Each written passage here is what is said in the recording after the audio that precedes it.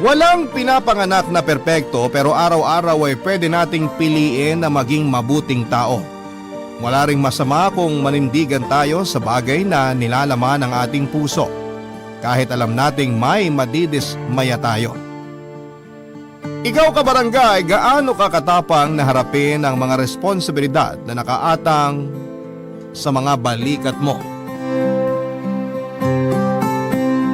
Dear Papa Dudut, una sa lahat ay gusto ko pong bumati ng isang maligayang araw ng mga puso sa ating mga kabarangay. May jowa man o wala. Naniniwala po kasi ako na hindi lang para sa mga couple ang araw na ito. Dahil para rin po ito sa mga single na ang mga ka-Valentines ay ang kanilang pamilya. Tawagin niyo na lamang po ako sa pangalang Mark, 37 years old at nakatira sa Laguna. Isa po ako sa mga kaibigan ni Jaira at paborito naming pakinggan ang programa ninyong Barangay Love Stories. Ang kwento ko po ay tungkol sa mga naranasan ko sa buhay na may kinalaman sa aking pamilya, sarili at pagkakaibigan naming anim. Sana po ay magbigay po ito ng aliw, kumurot sa puso at kapulutan ng aral at inspirasyon ng mga kabarangay natin. Papadudot, magsisimula ang lahat noong taong 2017 kung saan ay nagtatrabaho pa ako sa isang opisina sa Maynila. Middle child po ako sa 3 magkakapatid at may kaya ang pamilya namin. Kumbaga hindi po kami namumroblema sa pera dahil arkitekto ang daddy ko samantalang doktor naman si mami. Pero sa kabila ng almost perfect naming pamilya, neglected child po ako. Masyado kasing mataas ang expectation ng parents ko sa akin dahil matalino at magaling sa lahat ng bagay ang kuya ko. In fact, noong nagsabog ang langit ng talento ay nasalo niya lahat. Nasabi ko po yun kasi abogado si kuya at ang malalapa, overachiever din ang bunso naming babae na sinundan ng yapak ni mami sa pagiging doktor. Kaya nga hindi katakataka na paborito siya ng mami namin tapos si kuya ang paborito naman ni daddy. Ako hindi masyadong matalino, hindi rin madiskarte at hindi ko rin alam ang passion ko. Napakalayo ko sa mga kapatid ko, Papa Dudut. Tapos maloko pa ako kaya hindi rin ako nakapagtapos ng kolehiyo. Kaya ayon, bumagsak ako sa pagiging empleyado na ang sweldo ay sapat lamang pero hindi kayang bumuhay ng anak at asawa. Laking pasalamat ko na lamang dahil may pera kami kasi kung hindi ay baka sa kangkungan na ako pupulutin. Pero dahil nga sa estado ko, black sheep ang turing sa akin ng family ko. Mabuti na lamang at hindi ko nararamdaman na burden ako sa sarili kong pamilya dahil may 5 akong kaibigan na tinuring ko na ring mga kapatid. Sila ay sina Maya, Jaira, Juno, Apollo at Phoebe na nalalapitan ko. Lalo na tuwing kailangan ko ng comfort at ng pep talk.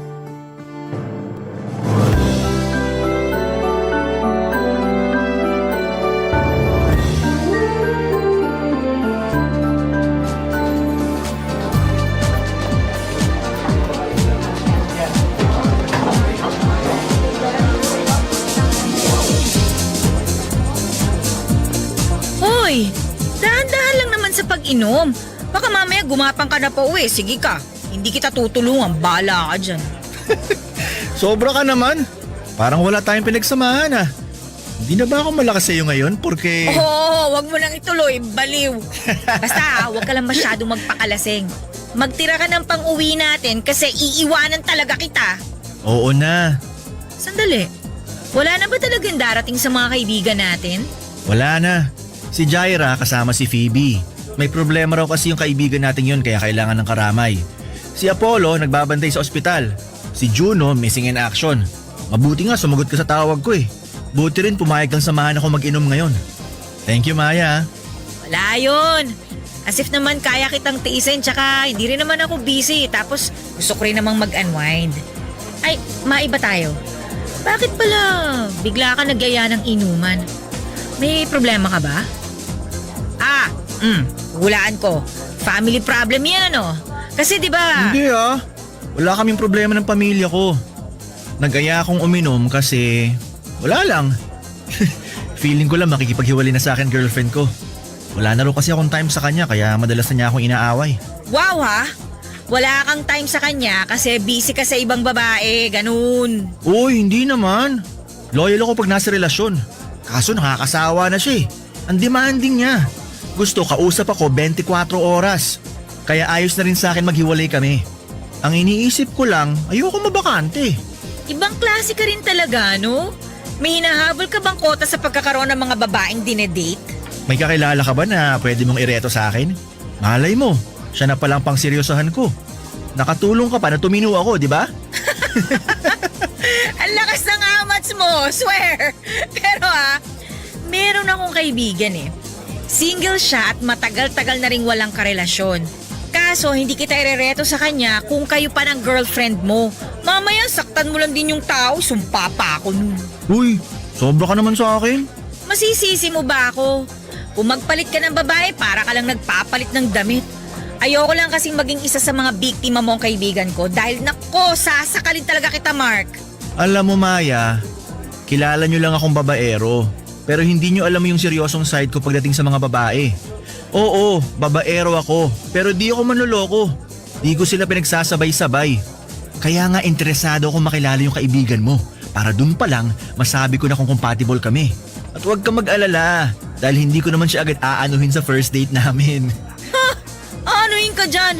Napakasira ulo mo, no? Anong pangalan niya? Megan. Ganda ng pangalan. Malakas ang kutob ko na maganda rin yung kaibigan mo. Siyempre, no? Magugustuhan mo siya kasi pasok na pasok siya sa banga. Beauty and brains plus pleasing personality. Basta ayus-ayusin mo lang, Mark. Nako, wag mo siyang paaasahin kung hanggang pagkakaibigan lang ang feelings mo sa kanya. Dahil nako, talagang tatamaan ka sa akin. Promise, hindi ko siya paaasahin. May isang salita ako, Maya. At salamat kasi kapag nag-workout kami ni Megan, ikaw ang una kong ililibre sa amusement park. Di ba? Pangarap mong pumunta dun? Di ba sabi mo gusto mong sumakay sa extreme rides? Hindi kaya. Baka pangarap yan ng isa sa mga naging jowa mo noon. Nalito ka na. Dinamay mo pa ako. Ala, mukhang nalito na nga ako. Ibang klase? Hindi kita kinakaya. Mabuti pa, uminom na lang tayo. Order ka pa, libre ko. Oy, dapat lang, no? Kung nagyaya eh.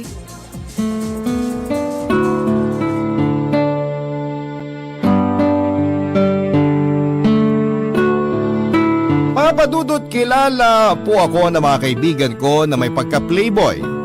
Ako ang tinagurian nilang maloko sa grupo namin kasi nga ay babaero ako. Hindi po ako proud sa alias na yon at sa katunayan ay hindi ko ginusto na maging ganon ang impresyon ng mga tao sa akin. Kaso pinangatawanan ko na lamang. Pero lahat naman ng bagay ay may dahilan kung bakit natin ginagawa, hindi ba? Sa kaso ko ay madalas kong hanapin sa mga babaeng nakakarelasyon ko yung pagmamahal na hindi ko kailanman naramdaman sa pamilya ko, papadudot. Sa bahay kasi namin ako yung laging nakakalimutan o etsapwera. Kumbaga kahit na hindi ako umuwi ng ilang araw ay hindi ako hahanapin ng mga magulang ko. Kaya para ma-validate ang feelings ko ay nakikipag-fling po ako sa iba't ibang babae. Yun po ang nagsilbi kong defense mechanism para maranasan kong mahalin naman ng ibang tao kahit panandalian lamang. Sa kabila ng lahat ay hindi ako pang seryosohan na klase ng karelasyon. Pero nag-iba po ang ihip ng hangin matapos ipakilala sa akin ni Maya ang kaibigan niyang si Megan. Napakaganda po ni Megan, papadudot. Para siyang anghel na buwaba sa lupa. Kung sa pisikal na usapan ay napaka-perfect niyang babae, nasa kanya rin ang mga katangiang tipo ko sa isang babae tulad ng pagiging morena, balingkinita ng pangangatawan, makinis ang kutis, mapupula ang labi at may magagandang pares ng mga mata. Ang lakas po talaga ng tama ko sa kanya, papadudot, tapos may sense pa siyang kausap. Kumbagay nadja-jive kami kaya nasabi ko sa sarili ko na siya na ang babaeng seseryosohin ko at hinding-hindi ko sasaktan.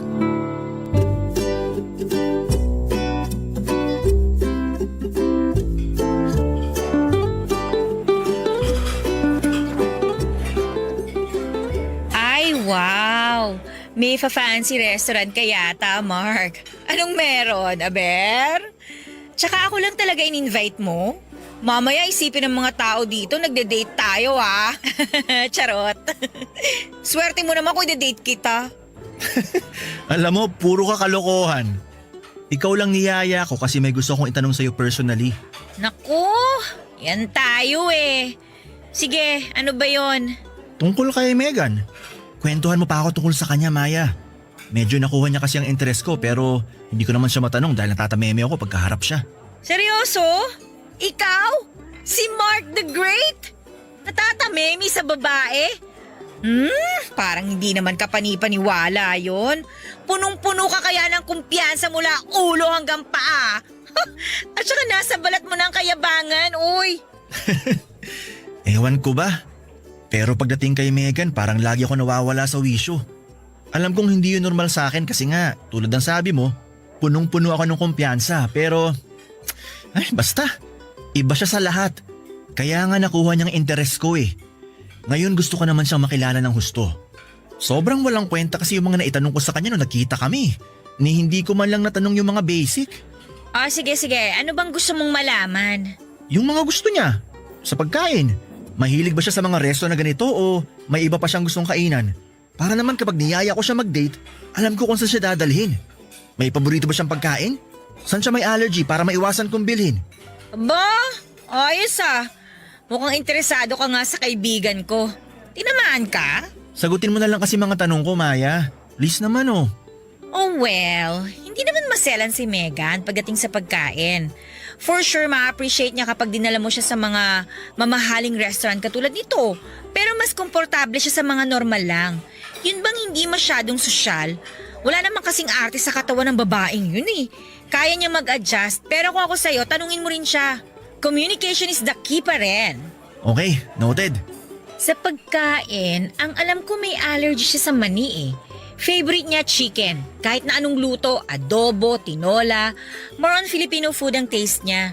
Ay, mahilig din pala siya sa Indian food. Mahilig din siya sa gulay, seafood. Kaya nga sexy yun eh, tsaka ang ganda ng kutis. Sa dessert naman, ang consistent niyang ino-order kapag pumupunta kami sa mga coffee shop, tiramisu. Mahilig kasi yun sa kape, kaya kahit dessert niya, may kape. Wow, salamat. Mukhang magkakasundo nga kami kasi mahilig din ako magkape. At mahilig ka rin mambabae. Noon yun, no? Hindi na ngayon kasi nandyan na si Megan. Ay nako, ayusin mo talaga Mark ha. Pangatawanan mo ang kaibigan ko at wag na wag mo siyang sasaktan ha. Oo naman, magtiwala ka sa akin. Kilala mo naman ako eh. Willing kong talikuran ng pagiging loko-loko kasi dumating na ang babaeng siseryosohin ko. Naniniwala naman ako na magagawa mong magseryoso sa isang babae kaya nga hindi na ako nagdalawang isip na ireto siya sa'yo eh. Tsaka masaya rin ako kasi nakikita ko yung effort mo para mas makilala yung kaibigan ko. Sana kayo na nga ang endgame. Sana kayo yung magkatuluyan sa huli. Pero basta ha, maid of honor ako sa kasal nyo. Sure, at yan din naman ang gusto ko pag nagkataon. Pero sa ngayon, magpapa-impress muna ako sa kaibigan mo. Kailangan hulog na siya sa akin para mabilis nang maging kami. Wow ha, galawan mo talaga pang babaero. Hindi ko tuloy alam kung paano kita naging kaibigan eh. Ikaw naman, huli na para magsisi ka kasi magtutropa na tayo, no? Tsaka ngayon ka pa talaga luminya ng ganyan pagkatapos ng lahat. Ewan ko sa'yo. Mabuti pa kumain na lang tayo, kanina pa ako nagugutom. Sige lang, magtanong ka pa ng mga gusto mong malaman tungkol kay Megan para mas makilala mo pa siya ng gusto. Yun! Yan ang gusto ko! Interesado po talaga ako kay Megan Papadudut. Kaya ako na mismo ang nakipaghiwalay sa current girlfriend ko at that time. Total ay doon din naman papunta ang relasyon namin. Bale, inunahan ko lamang siya kasi nga ay plano ko na noong kaibiganin si Megan at makipaglapit ng husto sa kanya. Nang mga sumunod na araw ay diniskartihan ko na po si Megan. Nandyan yung niyayaya ko na siyang kumain sa labas at mamasyal, bagay na pinauunlakan naman niya. Doon ko naramdaman na may pag-asa ako sa kanya, Papadudut. Hindi naman po sa pagmamayabang pero guwapings naman kasi ako at malakas ang karisma. Pero alam kong hindi ako pwedeng magloko dahil lagot ako kay Maya Kaya nga inassure ko siya na malinis ang intensyon ko sa kaibigan niya. Dumating po yung point na sinimulan ko ng ligawan si Megan, Papa Dudut. Desidido kasi akong patunayan sa kanya na totoo ang feelings ko at willing akong paghirapan ang matamis niyang oo. Hindi nga nagtagal ay sinagot niya ako at naging opisyal na naging magkasintahan kami. Corny man sa pandinig ng iba. Pero ako na yata ang pinakamaswerteng lalaki sa balat ng lupa dahil girlfriend ko na si Megan.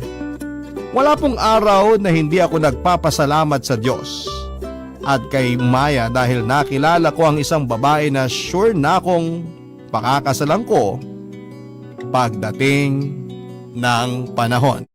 Barangay Love Stories. Barangay Love Stories. Almost perfect mga kapuso, ganyan ko po i-describe ang relationship namin ni Megan. Kumbaga, hindi na namin kailangang kilalanin ng matagal ang isa't isa dahil ramdam na namin na may connection kami.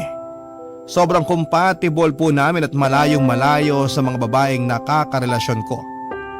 Kumbaga, noong ko lang naramdaman yung spark na hindi ko nakita noon sa iba kundi kay Megan lamang.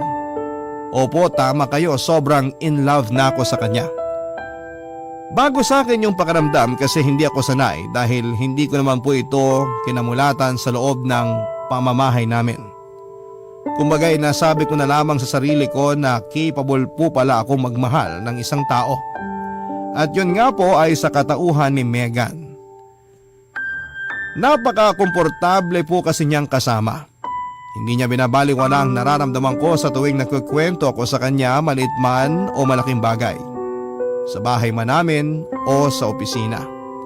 Pinakikinggan niya po akong mabuti at napaka-attentive niya, Papa Dudut.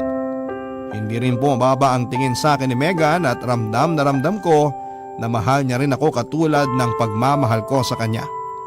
Kapag binabalikan ko ang alaala ng una naming pagkikita hanggang ngayon ay kinikilig pa rin ako. Siyempre dahil masayang masaya ako ng panahon na yon. Gusto ko po yung ibida sa mga kaibigan ko.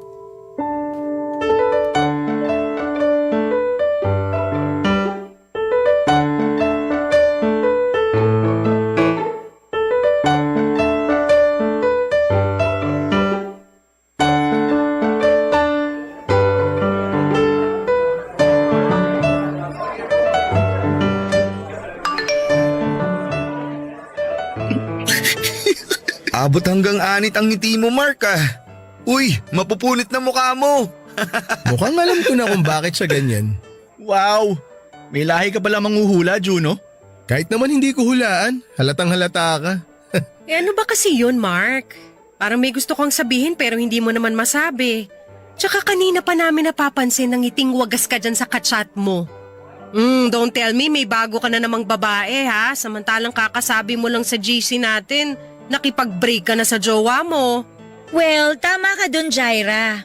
Nakipag-break nga si Mark sa girlfriend niya. Pero, tama ka rin dahil may bago na siya. Wow! Ang bilis naman! Para namang di natin kilala tong tropa natin. Galawang breezy to Correction. Si Megan ang huling babaeng mamahalin ko. Siya na rin ang pakakasalan ko pagdating ng araw. So, totoo nga na may Megan ka? Seryoso ba yan? Baka mamaya ibang pangalan na ng babae ang binabanggit mo sa amin sa susunod na magkita tayo Seryoso ako sa kanya, Juno. Huwag kang ano. Para sa akin, si Megan na ang the one. Actually, yan din ang akala ko, Juno. Pero mukhang tinamaan talaga si Mark sa kaibigan ko eh. Kaya nga sabi ko kapag nagpakasal sila, kunin nila ako maid of honor. Sa bagay, malay natin. Maging katulad na ni Apollo tong si Mark. Yun bang loyalista at marunong makontento sa isang babae? Pero bro, good luck sa inyo ni Megan Sana magtagal kayo. Salamat. Gusto ko rin talaga na magtagal kami. Mature na talaga ang kaibigan nating to. Bakit parang pinagsakluban ng langit at lupa ang itsura mo, Jaira? Di ka ba masaya para kay Mark at Megan? Ha? Ako pa ba? Ganito lang talaga ang itsura ko pero happy ako para kay Mark. Pareho pa sila ng initials ni Megan, meaning meant to be talaga sila. Bakit kami? Pareho din naman kami ni Mark na letter M Meant to be naman tayo ah. Meant to be na maging magkaibigan. Tama ka na nga. Mag-focus ka na lang sa bagong M sa buhay mo. Pero sobrang saya namin para sa'yo, Mark. Congrats. Pero mas magiging masaya kung ililibre mo pa kami. Total, para na rin nating sineselebrate yung newfound love mo. Sige lang, order lang kayo. Si Maya magbabayad. Hoy, ang kapal mo ah! Si Jara daw may sagot. Layasan ko kaya kayo. May regla ka ba, girl? Ba't ang sungit mo? Baliw! Anong masungit? Imahinasyon mo lang yun. Maya, mabuti pa wag mo nang asarin tong si Jaira. Senyasan mo na lang yung waiter kasi o-order ako ng atsara. Nakakaumay si Mark eh. Kanina pang ngiti ng ngiti. Ay nako, iba na talaga ang in love. Tapos may ka-Valentine pa. Swerte mo nagkataon na may chicks ka ngayong Valentines. Nako ah, basta Mark, umayos ka. Si Mark pa ba? Never naman ako nawalan no. Kahit undas, may love life ako. Ay naku, yabang talaga grabe. Ang hangin! Ah, ganon. O di hindi ko kayo ililibre. Oy, charot lang, ikaw naman. Uy, say sorry to our Mark the Great na guys. Sayang ang libre. Sorry po, kamahalan.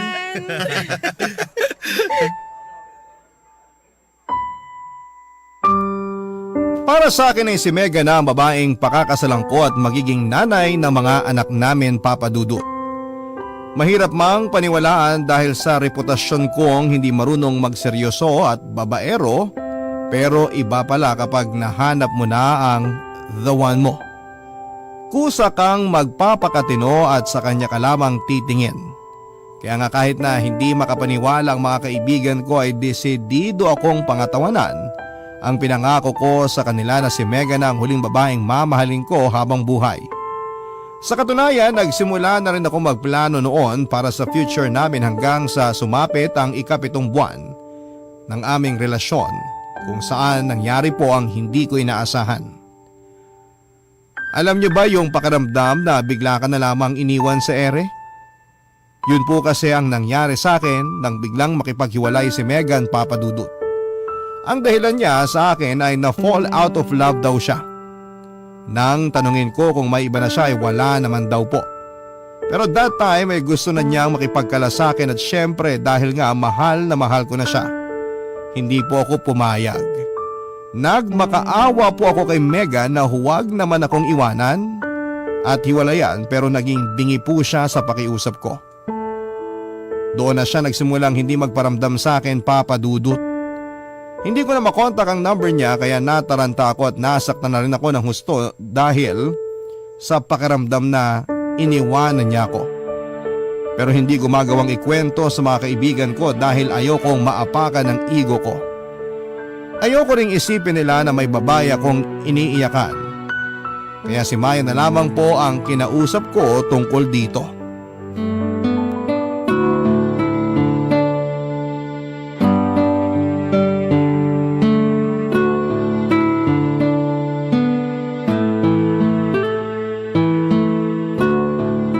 Hi Maya. Busy ka ba? Medyo. Sandali. Ba't malungkot ang boses mo? Malungkot talaga ako. Sa sobrang lungkot ko, wala akong ganang pumasok sa office. Anyari sa'yo? Wala ka naman sakit? Wala. Pero masakit ang puso ko. Tsaka napatawag ako kasi gusto kong itanong kung magkasama ba kayo ngayon ni Megan. Hindi kami magkasama eh. Sorry. Ano bang meron? Hindi ko kasi siya makontak eh. Nakablock na rin ata ako sa messenger niya. Hindi ko na alam ang gagawin ko. Para akong masisiraan ng ulo. Tapos nakipag-break pa siya sa akin. OMG, hiwalay na kayo? Baka naman kasalanan mo. Oy, Mark ha? Wala akong ginagawang masama. Siya ang nakipaghiwalay. At pumayag ka naman. Akala ko ba mahal mo? Mahal ko nga. Hindi ako pumayag pero mapilit siya. Ayoko naman ipagpilitan yung gusto ko kasi nakikita kong ayaw na talaga niya. Sige nga, kung ikaw nasa posisyon ko, saan ka lulugar? Magpapaubaya ka rin tulad ng ginawa ko. Pero miss na miss ko na siya, Maya. Gusto ko siyang kausapin. Gusto kong isalba pang relasyon namin kasi hindi ko kayang mawala siya sa akin. Ay. Alam mo, ang laki na talaga ng pinagbago mo, Mark. Halatang mahal na mahal mo si Megan at seryoso ka sa kanya. Nangihinayang ako sa nangyari sa inyo. Pero ano daw bang rason niya? Bakit siya nakipag-break sa'yo? Ang sabi lang niya sa akin na fall out of love siya. Ewan ko. Hindi nga ako makapaniwala at hindi ko matanggap. Hindi ko alam saan ako nagkulang dahil sobra-sobrang binibigay kong pagmamahal at atensyon kay Megan. Alam mo yan, Maya. Kaya nalulungkot talaga ako ngayon. Gulong-gulo na rin ang isip ko. Medyo magulo nga. Kaso sorry ha. Kasi hindi rin siya pumapasok sa trabaho nitong nakalipas na araw eh. Ha? Bakit kaya? Hindi ko rin alam. Nung una, hindi ko napapansin kasi busy rin ako sa trabaho. Pero ayun, nalaman ko na lang na nag-file siya ng sick leave. Nung nalaman ko yun, sinubukan ko siyang tawagan pero hindi ko naman siya makontak. Akala ko wala lang yun kasi nandyan ka naman kaya hindi na ako masyadong nag-alala. Pero ngayon nalaman kong break na kayo, baka kailangan lang din niya ng time na iproseso yung nangyari sa inyo. Well, kung ano man yung rason niya, hayaan na muna nating pag-isipan niya yun. Malay mo malinawan siya at magkabalikan kayo. Sana nga. Umaasa pa rin kasi ako na magkakabalikan kami. Ako rin. Pero huwag mo masyadong paasahin ang sarili mo dahil baka masaktan ka lang. Anong gagawin ko? Wala akong makausap. Para ako mababaliw. Okay, sige. Mabuti pa, tawagan mo si Jaira. Magka-text kami kanina, nagtanong siya ng recipe ng kani salad. Tapos nabanggit niya na naka-off siya ngayon. Bakante siya, pwede mo siyang kausapin para mabawasan naman yung lungkot na nararamdaman mo. Nahihiya ako kay Jaira. Alam mo namang mas open ako sa'yo eh. Sa kanya ka pa talaga nahiya? Tigilan mo nga ako. Kailangan mo nang mapaglalabasan ng lungkot mo. Pwede ka rin umiyak sa kanya. Ay naku, I'm sure maiintindihan ka nun. Hindi ka i-judge nun. Pero if ever, hayaan mo lang. Sige na nga. Text ko na lang si Jaira. Go! Sana maging okay ka kahit konti. Basta nandito lang kami ng mga kaibigan mo ha. Malalagpasan mo rin yan. Ewan ko, pero sana nga. Sure akong kakayanin mo yan. O sige na, marami pa akong gagawin eh. Tawagan kita mamaya. Bye! Ang totoo ay wala po akong ka-ideya-ideya sa kung ano ang nangyayari kay Mega ng panahon na yon. Lalo pa nga nang sabihin sa akin ni Maya na nag-file siya ng sick leave sa work, Papa Dudut. At kahit gusto kong malaman ang dahilan niya ay nirerespeto ko pa rin ang hiling niya na pakikipaghiwalay sa akin kahit masakit. At dahil pakiramdam ko ay mamamatay ako ng araw na yon ay tinext ko po si Jaira dahil siya lang ang available ng time na yon sa mga barkada ko para damayan ako. Ang ending, nag-drive po ako papunta sa apartment niya at nag-inuman kami, Papa Dudut. Ikinuwento ko sa kaibigan kong yon ang lahat ng hinanakit ko sa relasyon namin ni Megan at sa pamilya ko. First time nga lang akong nakita ni Jaira na umiiyak at awang-awa siya sa akin, Papa Dudut. After ng inuman, natatandaan ko pa na nagpaalam na ako kay Jaira na uuwi pero dahil lasing na ako ay hindi siya pumayag. Sa katunayan, bilang kaibigan ay sinabi niya na doon na lamang ako sa apartment niya matulog. Bale, sa sala niya ako pinuwesto at nahiga ako sa may sofa. Pero hindi ako dinalaw ng antok ng gabing yon dahil mas nangingibabaw ang sakit na nararamdaman ko bunga ng paghihiwalay namin ni Megan. Kaya kahit may amads pa ako ng mga oras na yon ay naisip kong umalis ng walang paalam kay Jaira para puntahan si Megan. Miss na miss ko na po siya, Papa Dudut, at gustong gusto ko po siyang makita. Kaya wala na akong pakialam kung magmamaneho man ako ng lasing makarating lamang sa kanya. Kaya lang, dahil sa pagiging padalos-dalos ko mag-isip ay naaksidente po ako, Papa Dudut. Barangay Love Stories. Barangay Love Stories. Ang kwento sa akin ng mga kaibigan ko ay bumangga raw ako sa isang rumaragasang truck at inararo nito ang kotse ko.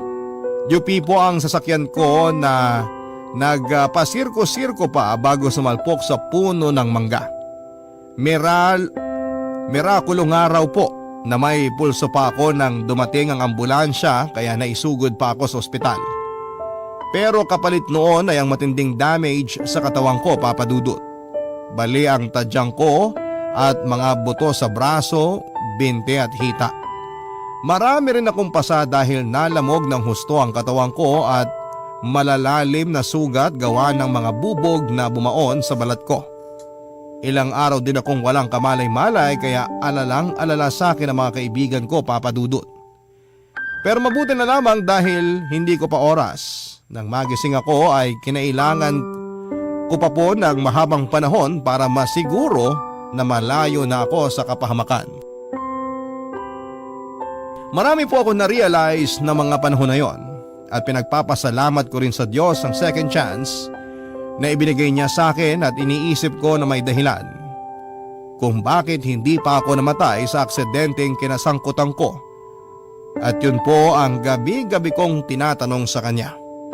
Hanggang isang araw ay sinagot niya ang tanong ko matapos magpakita ni Megan sa ospital para dalawin at kausapin ako, Papa Dudut. Doon niya sinabi sa akin ang totoong rason kung bakit siya nakipaghiwalay sa akin. At kahit na matapos naming mag-usap ay gulong-gulo pa rin ako, Papa Dudut. Ewan, dala siguro ng trauma ko sa aksidente. Mga gamot na tinurok nila sa katawan ko o kung ano paman. Hindi ko po na-absorb ang sinabi ni Megan at naiwan akong tulala at nag-iisip. Nang mga panahon na yon, sina Juno at Jaira ang nauna sa ospital para puntahan ako, Papa Dudut. At nang pumasok nga si Juno sa kwarto ko ay napansin niyang balisa ako kaya nilapitan niya ako kaagad para kausapin.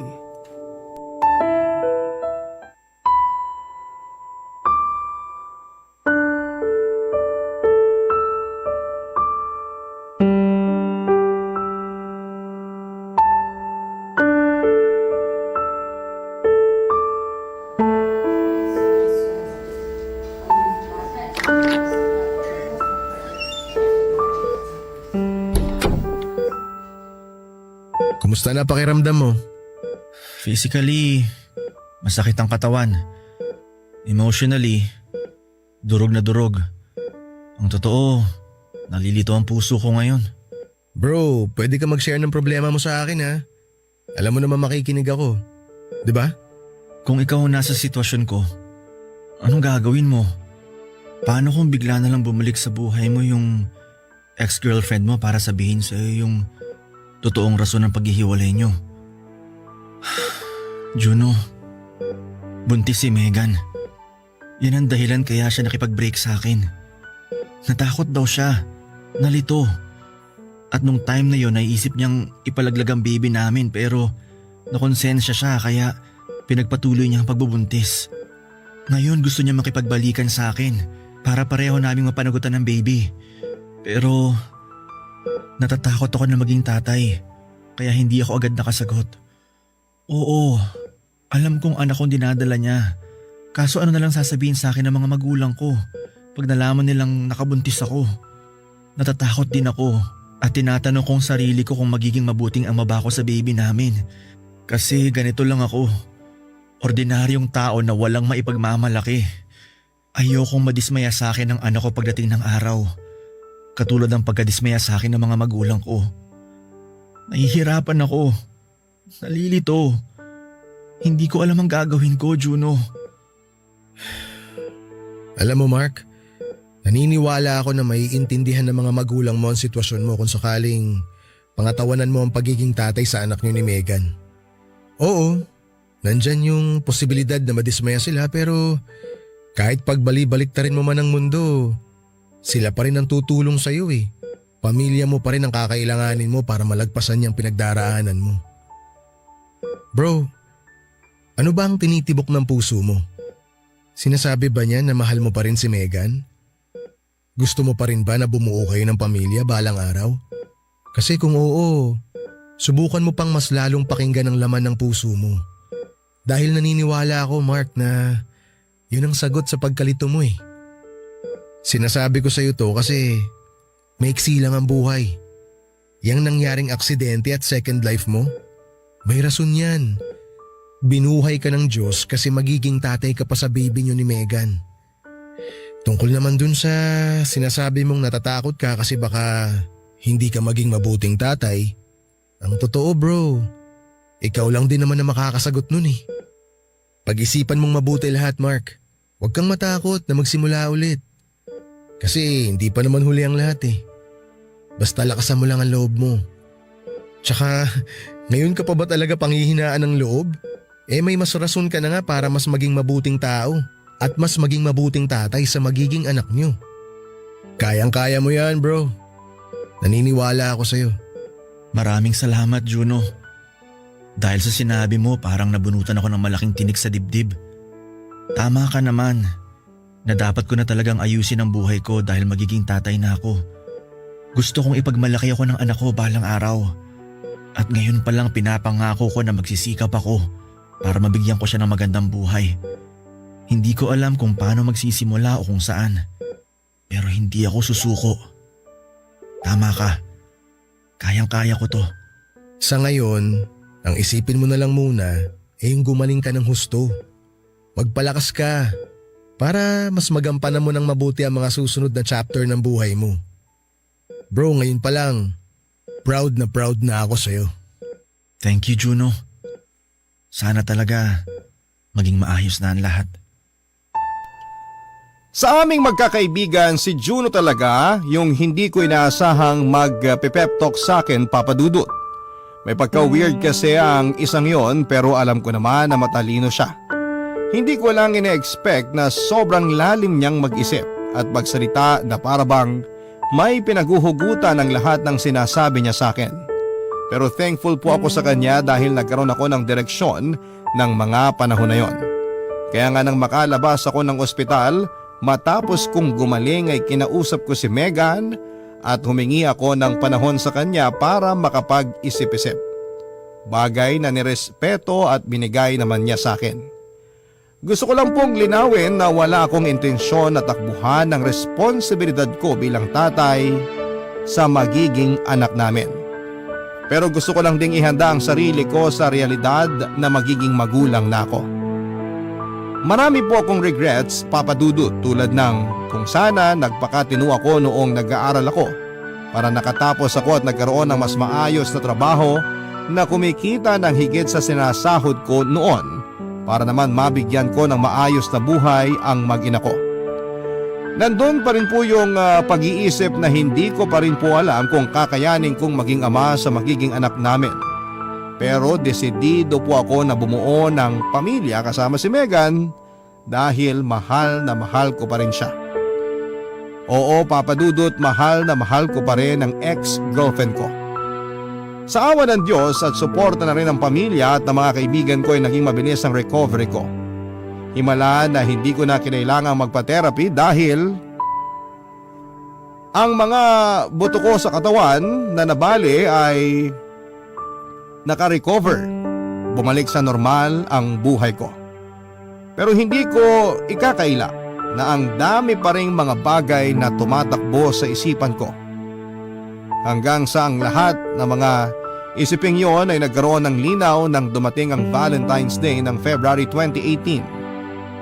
Kung saan ay nagkita-kita kaming magkakaibigan at merong pakulo si Juno tungkol sa isang time capsule.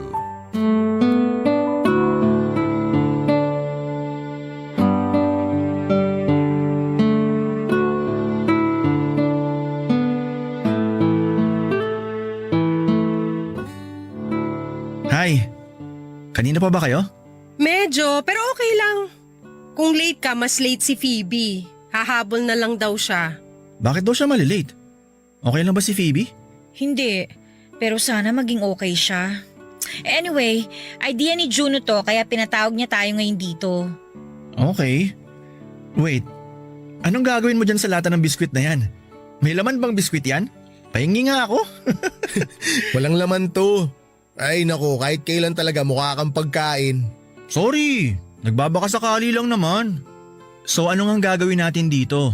Time capsule. Ano yun? Itong lata ng biskwit ang magsisilbing time capsule natin. Ibig sabihin, maglalagay tayo rito ng mga bagay na sumisimbolo sa current status natin na eventually may improve natin sa mga susunod na taon. Basta kahit na anong meron kayo dyan na feeling nyo importante sa inyo at sa future self nyo. Pwede nyong ilagay rito sa time capsule tapos ibabaon natin to. Huhukayin naman natin after 10 years. O ano sa tingin nyo? Okay yon? Wow, ang Ang cute ng idea! Oy, game ako dyan! Ako rin. Teka, ano bang meron ako rito?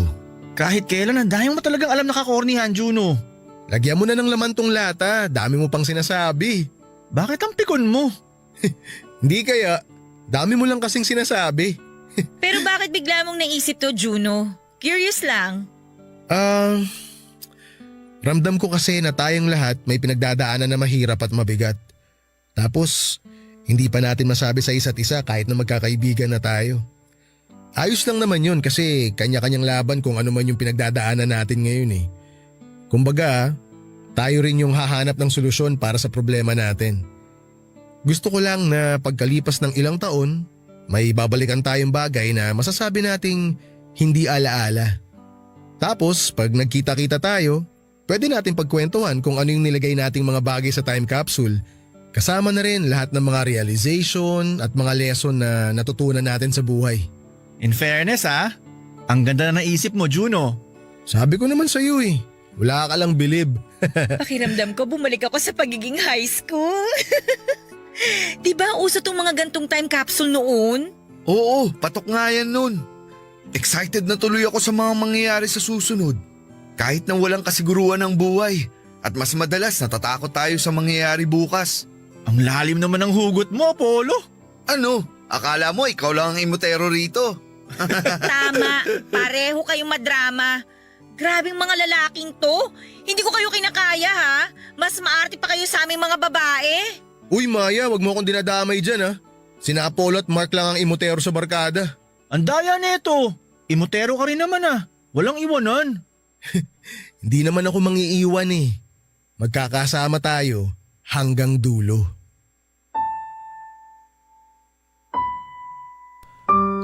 Sonogram ng magiging anak namin ni Megan ang nilagay ko sa time capsule, Papa Dudut. Iniwan niya yon sa akin noong nagkita at nag-usap kami sa ospital. Doon ko po na-realize na ang baby na yon ay bunga ng pagmamahalan namin ni Megan. Ibig sabihin bilang mga magulang nito ay dapat ay tanggapin namin siya at mahalin. Wala na po akong pakialam sa mga sasabihin ng parents ko sa akin sakaling malaman nila na magkaka-baby na ako dahil ang mahalaga lang sa akin ng mga panahon na yon ay ang katotohanan na hindi ko ipaparanas sa anak ko na maging neglected child katulad ko. Nangako po ako sa sarili ko na palalakihin ko siya na punong-puno ng pagmamahal. Kaya nga nang maghiwa-hiwalay kaming magkakaibigan that night ay dumiretso po ako sa bahay ni na Megan para kausapin siya at ayusin ang relasyon namin. At dahil mas matindi po ang kagustuhan naming maging mabuting magulang sa baby namin at ihemplo na rin ito paglaki ay nagkabalikan kami at nang sumunod na taon ay nagpakasal na.